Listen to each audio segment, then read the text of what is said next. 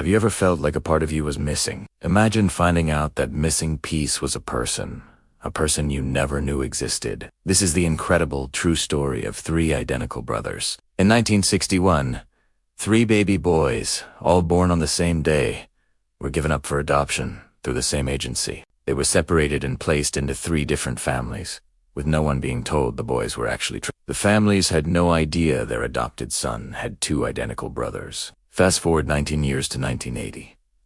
A young man named Bobby Shafran starts his first day at a new college. As he walks around campus, something strange happens. People he's never met are smiling, waving, and calling him Eddie.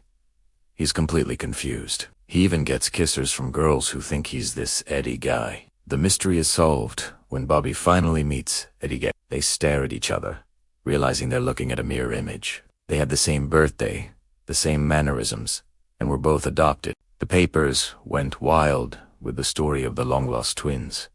But the story doesn't end there. Halfway across the state, another 19-year-old, David Kelman, sees a newspaper photo of the reunited twins and is stunned. The faces looking back at him were his own. He immediately called Eddie's home. When David arrived, the three brothers were finally reunited. It was a media sensation. Triplets, separated at birth, brought back together by a 1 in a million chance. They became instant celebrities, appearing on talk shows and even getting a cameo in a movie. They were inseparable, moving in together and opening a restaurant in New York City called Triplets. It seemed like a fairy tale. However, their reunion also unearthed a dark secret. The brothers discovered they had been part of a secret psychological study. The adoption agency and a group of psychiatrists had intentionally separated them to study the nature versus nurture debate. Researchers had visited them throughout their childhoods under the guise of a regular adoption follow-up study, filming and testing them, never revealing the true purpose. The revelation was devastating.